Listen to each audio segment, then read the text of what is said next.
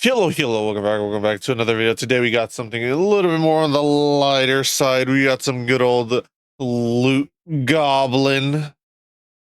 And I am already saying that I am on the wrong side of this this thing. Yo, there we are. Yeah, we got some good old loot goblin. Local narcissist starts the next critical role.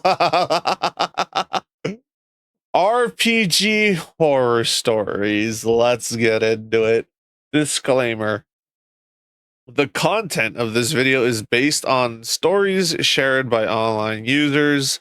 So keep in mind these stories may not always be factual or the entire picture. The opinions and interpretations shared in this video for entertainment and discussion purposes are for entertainment and discussion purposes only and should not be taken as professional advice. I'm just some DM who shares how I'd handle similar problems were they to arise at my table. Arise! Viewer discretion is advised. Do not harass anyone mentioned in these videos. If you don't like any of the parties showcased in the video, simply do not invite them to your next campaign session. On God, bro, just don't invite them. Just don't invite them. It's that easy. Play D&D by yourself if you have to. You can. After all, it just requires imagination. SpongeBob proved that you could have fun with a fucking empty box if you have a strong enough imagination. So yeah, let's get into it. Greetings, adventurers, and welcome to the Loot Goblin Marketplace. Critical Role has just kicked off Season 4, and with that comes a new wave of individuals who think that their party has what it takes to become the next. Not gonna lie, I didn't even know there were 4 seasons of Critical Role. I will not lie to you. I thought it was a one and done. Kind of like that one that crap, I forgot what it was called. I think Dan Harmon did it. Let me look that up real quick. See here, Dan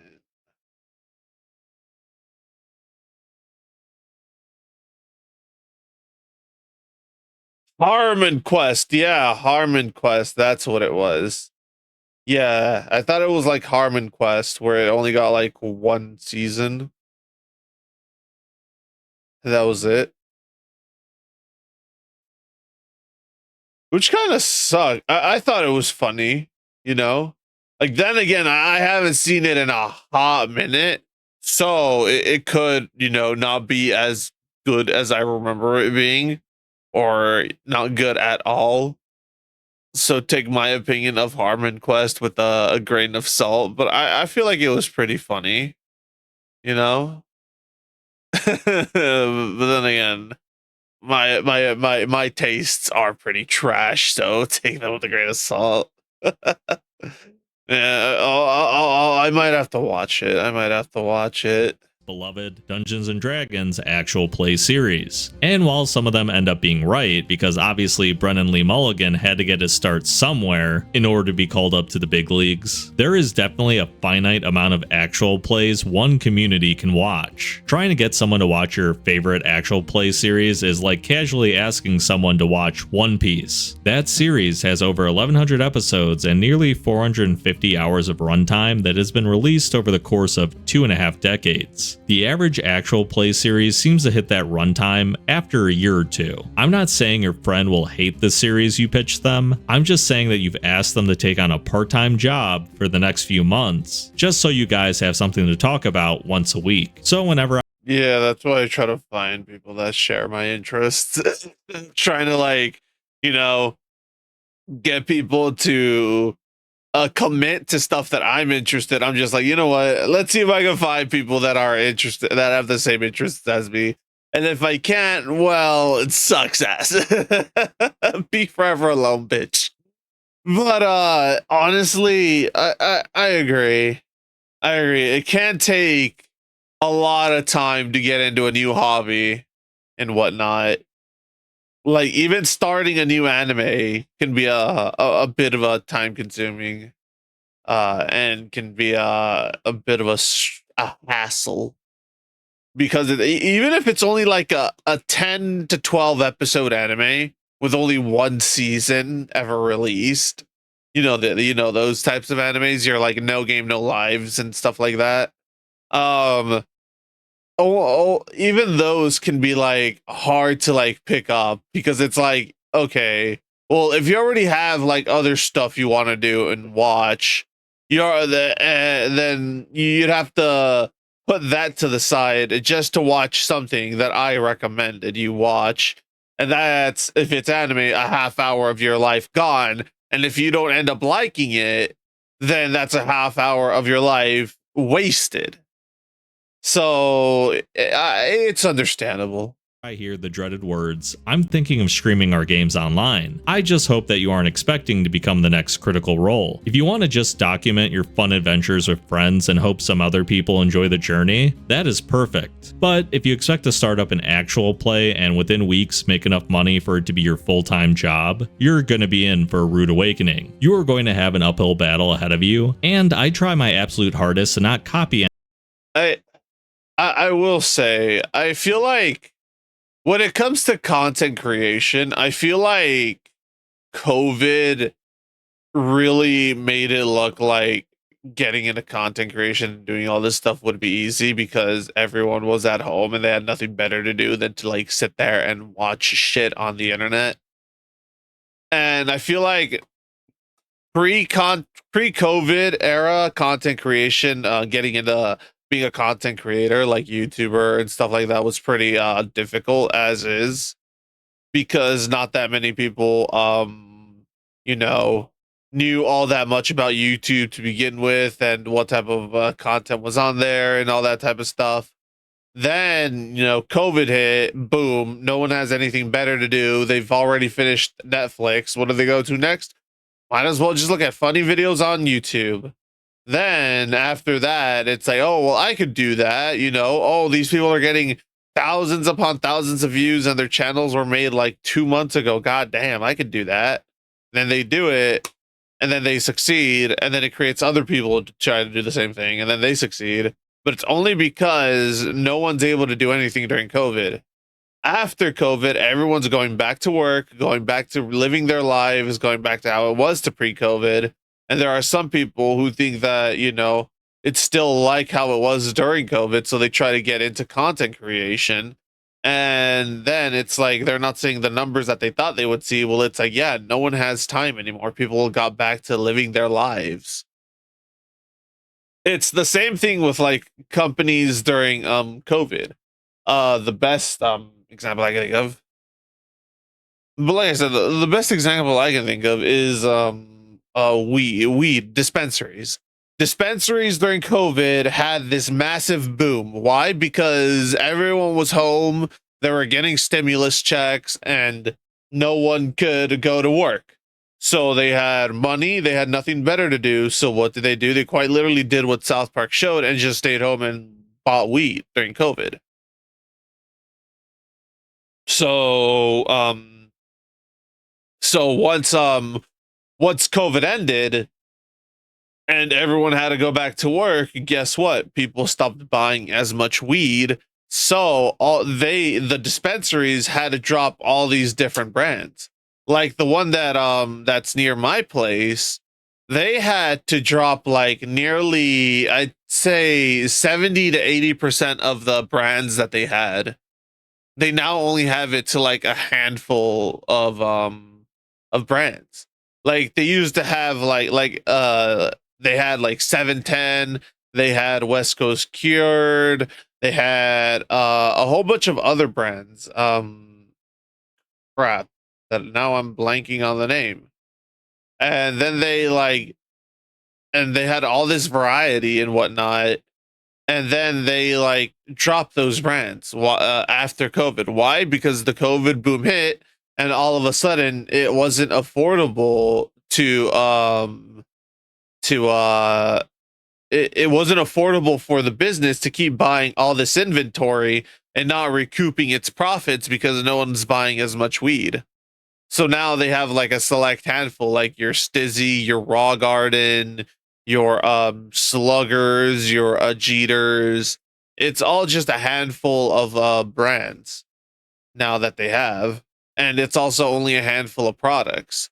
Like they only have cannabiotics, pre joints and singles. They no longer have the 5 packs. They still have the flower, but they stopped selling 710s altogether from the looks of it, and West Coast Cured also altogether from the looks of it. Like they've stopped selling a lot of stuff.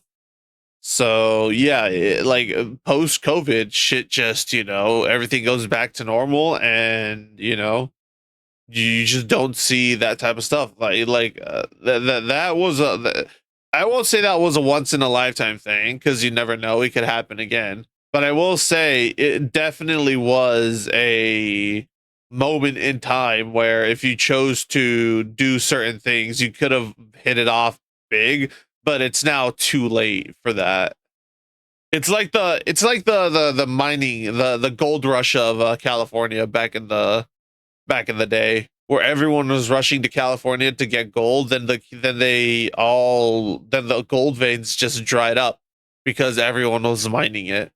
Anything in your original homebrew setting, that can get you in trouble. And yes, that goes for Disney IP too. You never mess with the mouse. Today's sponsor is a Kickstarter that I and the entire Dungeon Lunch Break podcast got a chance to play with their creator, Robbie. It is called Enclave, and it's a diceless TTRPG with infinite depth. I cannot stress enough how fun Robbie made things with just a character sheet and our own imagination. He asked all 4 of us for a single word and used it to create an entire 2-hour adventure in just 15 minutes. The premise is simple. The Enclave is a mysterious organization that operates in the heart of the Manifold, where there's no set tech level, genre, or history, so each time your crew enters a session, you can always play somewhere new and outlandish. The character creation process was simple, and I love that all the characters in the game aren't just standard cookie cutter variants of a fighter, a wizard, and a cleric, like a lot of other systems try to do. This new expansion on Kickstarter doubles the content that was previously available in the original game, and I'm excited to try out all the new tools the Wanderer, which is the class that I got a chance to play and fall in love with, will receive. Use the link in the description to check out the Kickstarter today. Now back to the video. Today's treasure goes by the name When a Narcissist Tried to Start a Stream at My Local Game Store. The characters are not their actual names, of course. Oh my god, dude.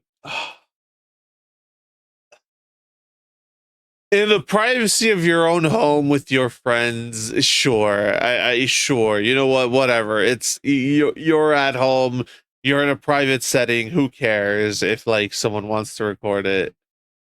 Like, yeah, you might be a little uncomfortable being on camera, but once you start gaming, you'll forget about it. Whatever. But in a public at a store, that's a public setting. That wouldn't the background noise alone would be insufferable. Why? Why? Like, I don't get it. I don't. I genuinely don't get it.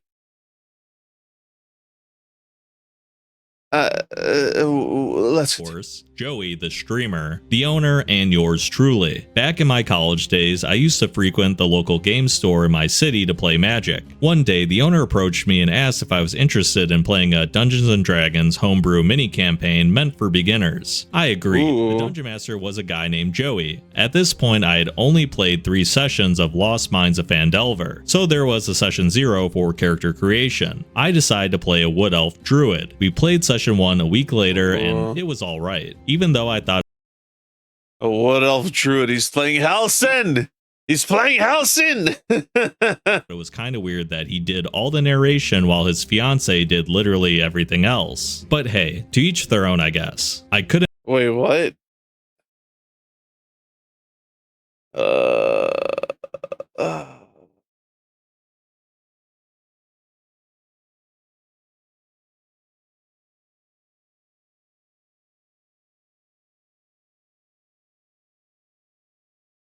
He did the narration while his fiance did literally everything else.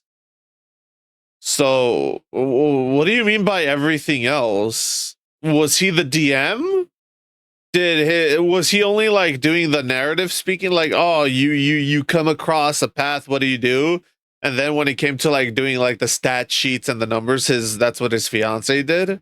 Is that what you mean by everything else? And I mean, like, at the end of the day, it's nice that she's at least she's being included in like the hobby and whatnot. But I can't see why you would think it's odd.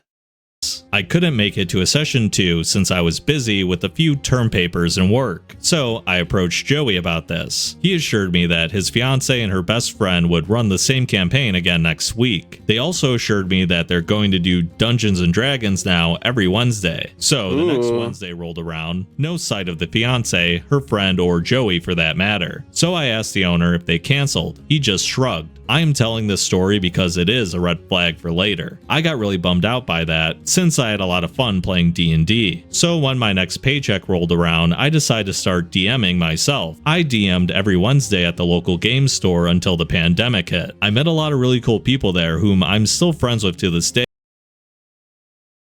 There it is. See what I mean? COVID. How people are like remembering how certain things were during COVID.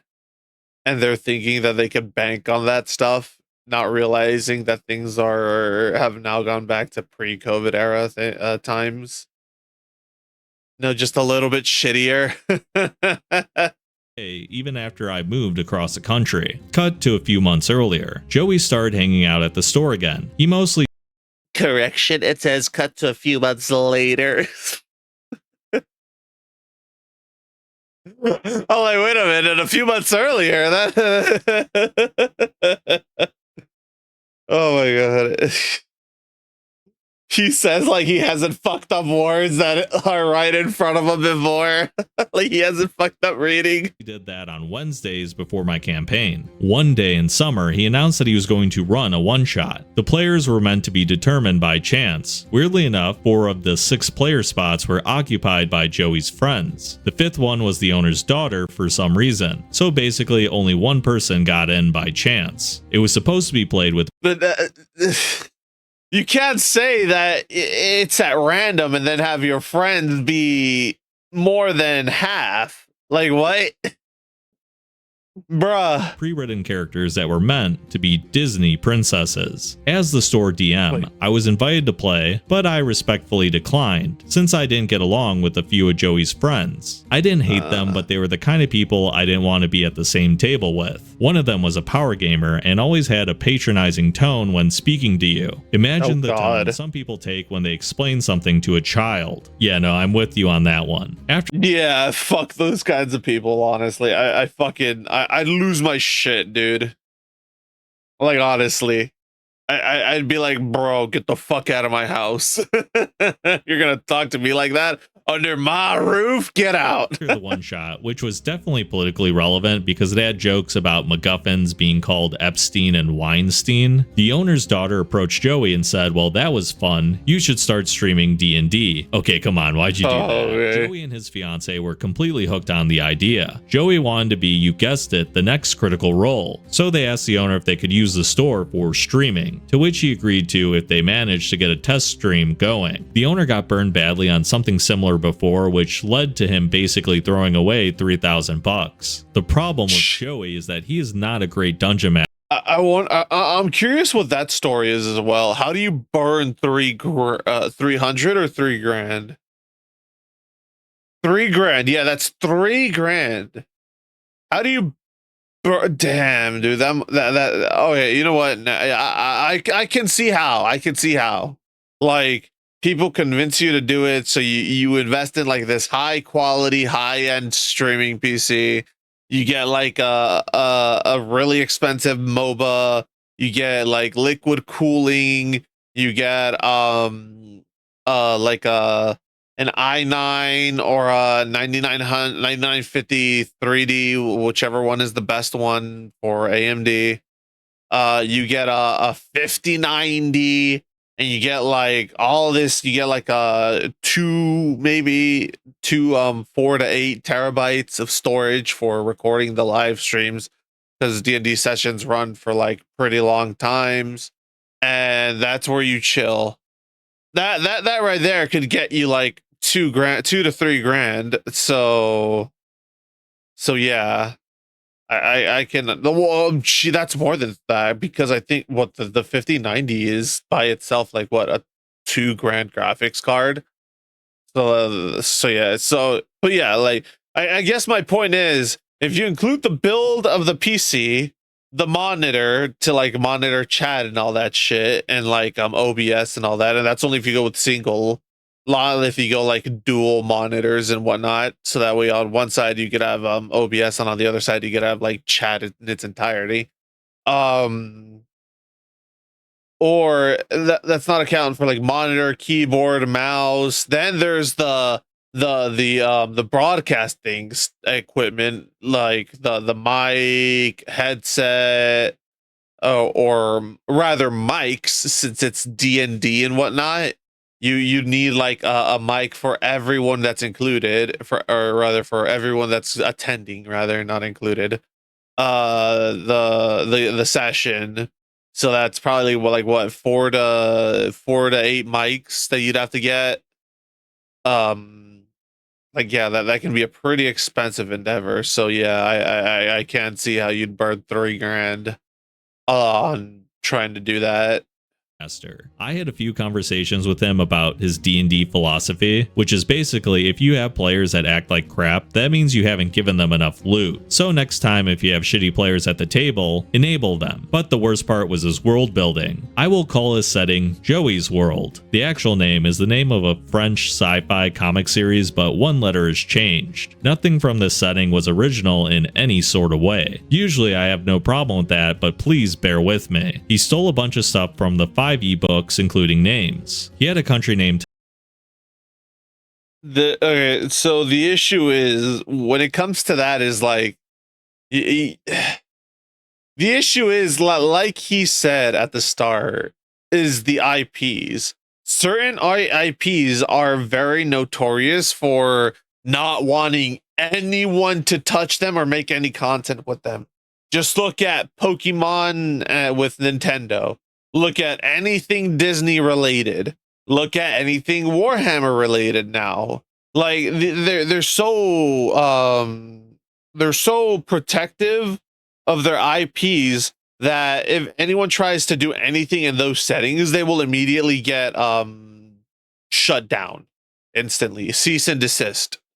So it's like you need to be really careful. And if you can't create your own original like settings and whatnot, you have to borrow from like these other IPs like Disney, then to create your world, then you're just essentially looking to get in trouble with good old So yeah, good old Mr. Mouse. Tetheria. Forgotten Realms has Tethyr. There was also places like Dune Desert and the Ice Mountains. Also, he combined some of Eberron and Forgotten Realms into one for his creation myth. He also thought it was brilliant that he put Phandalin in his world as a starting town. So Joey's world was basically as original as Sonic Chew. Okay, come on man, that's a bit of a low blow. He's only really stealing from the same IP twice. He's not fusing together two beloved childhood IPs.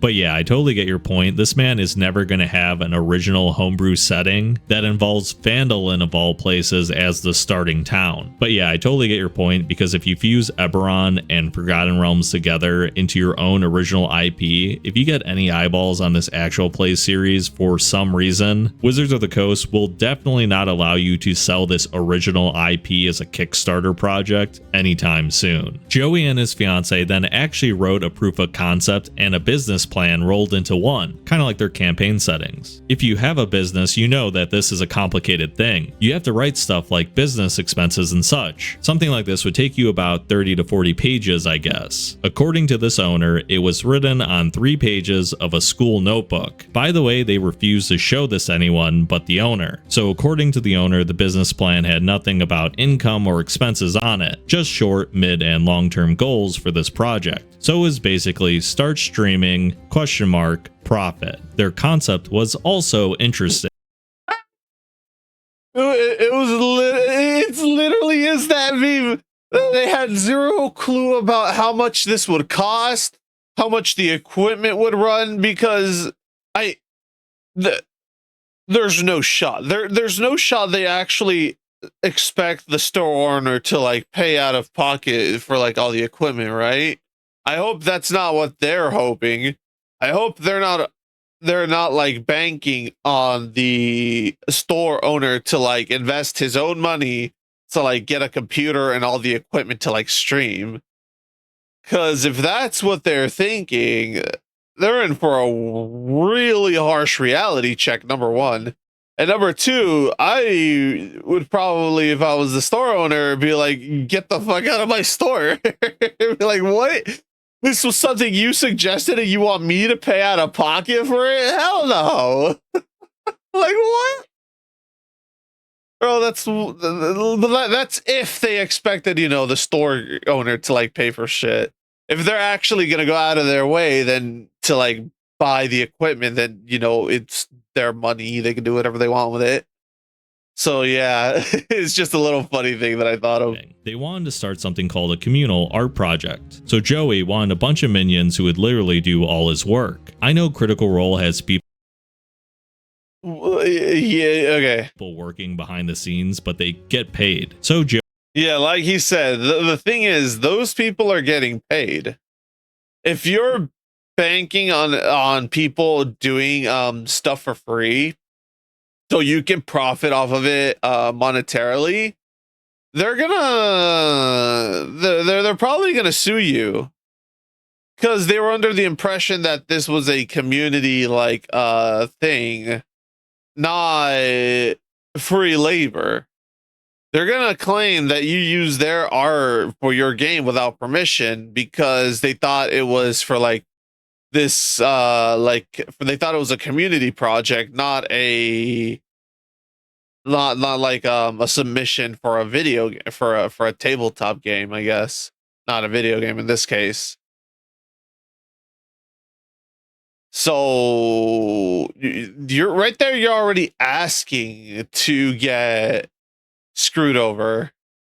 Joey just wanted to pay people an exposure. Mind you, the people in there were writers, translators, dungeon masters, me included, and artists. All these people were meant to do Joey's work while he gets to sit his ass down every Friday and just play the game and take credit for other people's work. And everything that was created in the project would also belong to him. This is where the trouble starts. First of all, Joey gets it in his head that he wants everything that goes on in the store to be under his control. Yes, everything. We had a few dudes who had their own YouTube to review the latest Warhammer stuff. They were supposed to be part of his network now. He wanted to own literally any piece of internet media that would be produced in the store. He called it the But the store's not his.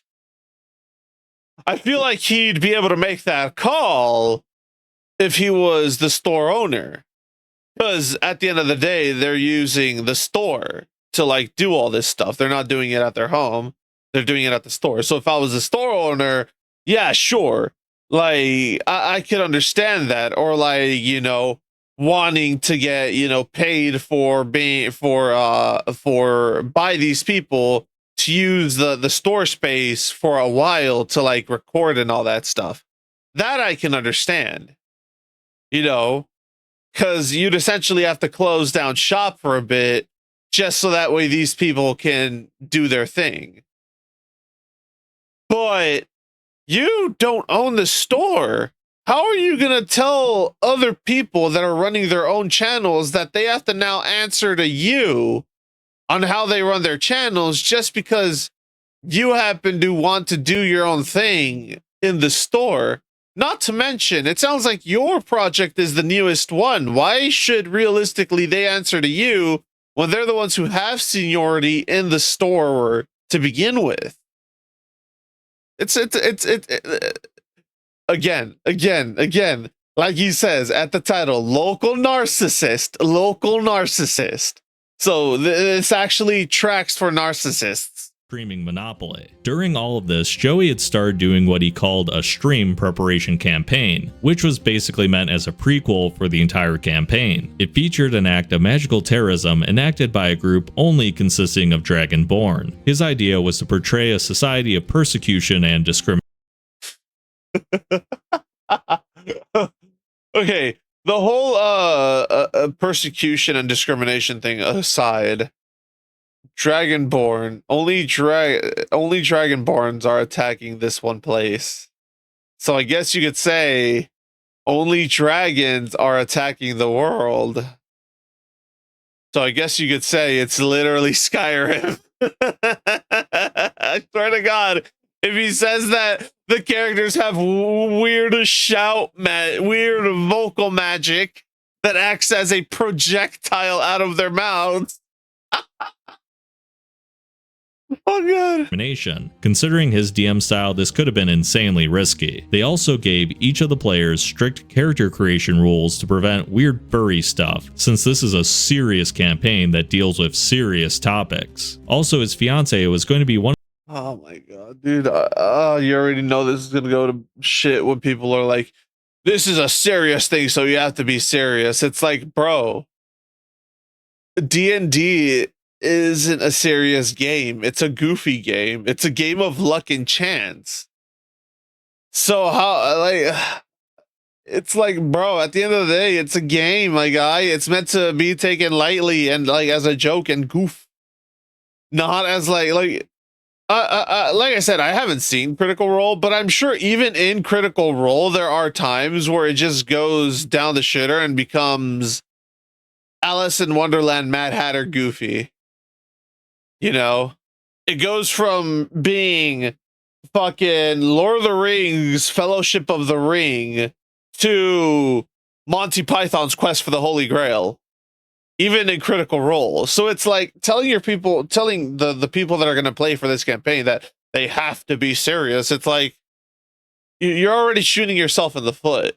Of the players in the stream campaign. He told me how proud he was of her character concept. A half Azamar, half Tiefling, assassin rogue. For him, it was an incredibly deep character concept since it was dualistic. This could have easily turned into another spousal fanfic horror all by itself. Okay. Half Asimar, half Tiefling, assassin rogue. Woe is me, being a fucking Nephilim, assassin rogue.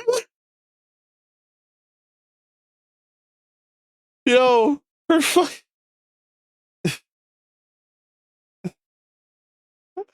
Hold on. I need to check something.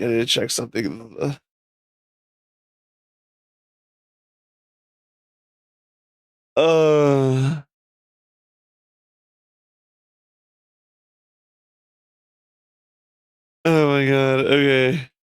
I was about to say that. Oh my god. Hold on.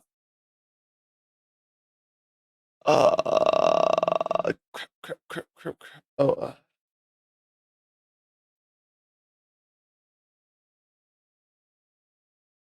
Yeah.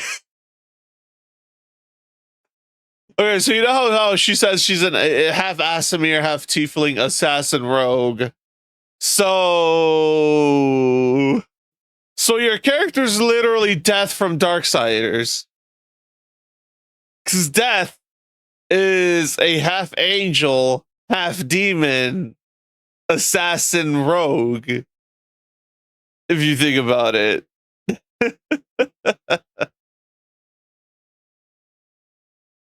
Oh my god, it's just so funny how they're quote unquote, but like oh my god. And that's somehow deep, that's somehow incredibly deep because it's dualistic. So if I choose, so if my character is half high elf, half hobbit,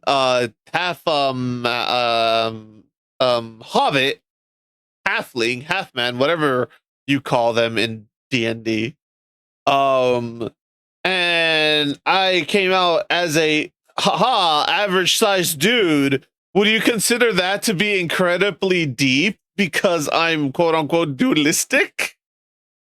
Okay, at this point, Joey has become a complete control freak. I get occasionally when you have a homebrew setting, you get restrictive with what kind of races and classes can be played at the table. Usually a lot of tables will be okay with it if you meet them halfway and say, you know what, we don't have clerics in this campaign. I have a homebrew variant that functionally acts like a cleric, but it's called something else. Here's the lore reason, here's the small differences. Is that something you'd like to play? And most reasonable people will be like, yeah, you know, it's not exactly what I expected, but that could be fun. Let me give it a try. I always think it's funny when people mistake novelty characters as characters that are like insanely deep and only they can think of them. Trust me, someone has thought of this combination before. For example, if I decide to play like a half Goliath, half gnome, is that deep because he's torn between two worlds, one where his ancestors are 3 feet tall and one where they're 7 feet tall? How can they get along? I don't know, dude.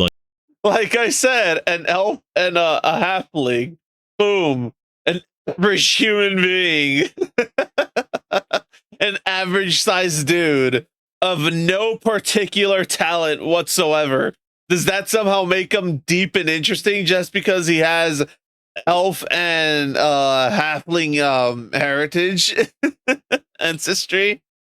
No, it's just stupid. Like a stepladder. Not very hard, right? Just because you're different as a character doesn't mean you're deep. I don't want to gloss over the fact this guy thinks he owns a media network just because he had the brilliant idea of being Critical Role 2.0. I feel so bad for those Warhammer guys who just want to review like the newest codex, talk about what fun factions they're trying out that week on their small YouTube channel, and Joey comes in and says, yeah, I basically own this place because I'm a streamer and I'm really important. So basically your channel is mine. Yeah, Joey, you don't get to do that. Obviously, I'm taking the author's words here as absolute truth. So maybe, you know, Joey's a decent guy. That's how he got so many people in his Discord. But I really doubt it based on what I'm seeing. Let's see what the conclusion of this story is. My Wednesdays of local game store DMing are all supposed to be homebrewed and take place in Joey's world. Because once we start streaming, I, as the store's dungeon master, will be the public face of the streaming campaign. Dude,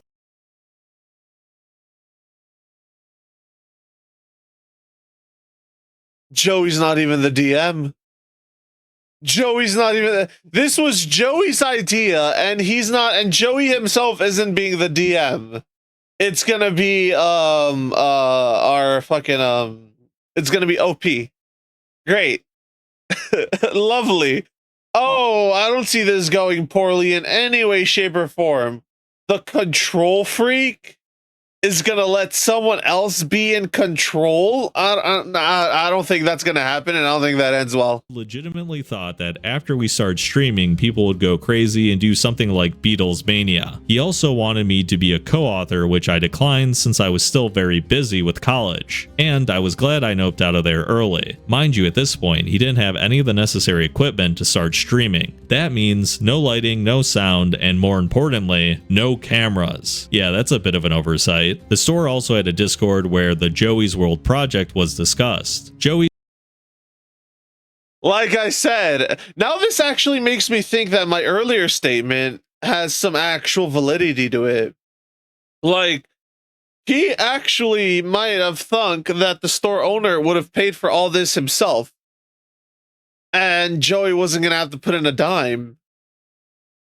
I genuinely believe that now more than ever. started posting work requests on it, requesting that the team of writers change the names of all the places in his setting. Yeah, because it's stolen from Forgotten Realms. Right after that was done, he deleted everything that might hint at someone else being involved in the name creation. That's when they started seeing the first red flags. His power gamer friend was the first one to confront him about it. Joey just said, yeah, I deleted it because the work step is done. I don't want anyone to steal my setting before I can publish it in a book. And then the big Well, why would if everyone knows what this is for, why would anyone try to steal the setting? A little odd. Unless people don't know what you're using this for, and you're afraid that they'll have receipts that this was their ideas, and that could come back to bite you in the ass. That's the only thing I can think of. Started. The room that the owner set aside for the stream still had old furniture that needed to be cleared. I helped anyway, since again, the owner is a good friend of mine. Joey said he was going to be there. The only person that showed up was the Power Gamer. Power Gamer, understandably, was pretty pissed after that. I don't know all the details since I mostly prefer to stay out of drama. At the end of 2019, Joey put the entire campaign on ice because of creative differences. Early 2020, Power Gamer dropped out of the project. Joey used this as an excuse to save face and also cancel the entire project. He claimed that the Power Gamer was trying to sabotage the project because he didn't get to be a player on the stream. My theory, Joey must have realized that equipment is really expensive and preparing something like this takes a lot of time, which he didn't have since he also had to study for his final college exams. But he managed to throw Power Gamer under the bus, blaming the failure of the entire project on him alone. Power Gamer might not be the nicest guy, but he didn't deserve that. This failed. I like how he threw Power Gamer under the bus when Power Gamer was one of the people who actually showed up to like move the furniture and Joey wasn't. That's so rich to me. That streaming destroyed a lot of friendships at the store and turned Joey into a laughingstock. Joey contacted me a few months after, also trying to pawn off his old group on me, with whom he also got into a fight. He lovingly referred to them as a bunch of min-maxers. I am just glad that my Wednesday group survived. Hey man, I'm just glad your group survived as well. One thing that I really hate seeing in RPG horror stories is when a group is going well, a new person's introduced, and instead of that person being kicked, everything just kind of falls apart, and suddenly a group that was all loving D&D doesn't get to play anymore. So at least there's that silver lining. You know, I haven't quite encountered someone as bad as Joey, but I've definitely had people that are like the author DM that play the game a certain way. If your character does something that they didn't like in-game, they'll go on and write a paragraph about how they did the thing that the author wanted instead, and then tries to pass. Oh my god, not those types of people. Oh god, not the people that can't stand a campaign being derailed. My god, calm down. It's just a game. You're not writing the next Lord of the Rings in your campaign, man. If anything, you're more than likely to end up writing the next Monty Python rough draft that he throws into the trash at best. So it's like, why care? Off your character as their own original creation, even if you're the one that came up with the personality, the aesthetic, the backstory, and like 90% of the actions before the author changed it. But Joey's just a step worse because this man isn't willing to do the backstory, the naming, the DMing even. All he's willing to do is collect the paycheck. I'm glad he also pointed out the DMing thing. It's like he's the one who suggested this stream thing, and he doesn't want to DM. Like, okay, bro. Yeah, that's a good one. Not gonna lie. Yeah, you don't want to DM, but you want to be the one collecting all the money. You don't want to, like Lou Goblin said, you don't want to put in any work, but you want to reap all the reward. It's like, bro. It's like that one dude at when you had like a school project and it was a forced group project, and you were stuck with that one person in the entire classroom who everyone knows doesn't do any work for the group project and just collects the reward or the grade. It's that person. That's who he is. I can guarantee you he was probably like that in school as well. But it's just like, why? But is this guy really so dumb that he thinks he can ask for a bunch of work, take it, and sell it, and no one's gonna care? But I guess you kind of would have to be if you're an individual who thinks you can be the next Critical Role stream without streaming at all. They really strike me as an individual with all aspiration and no effort. You know, I might.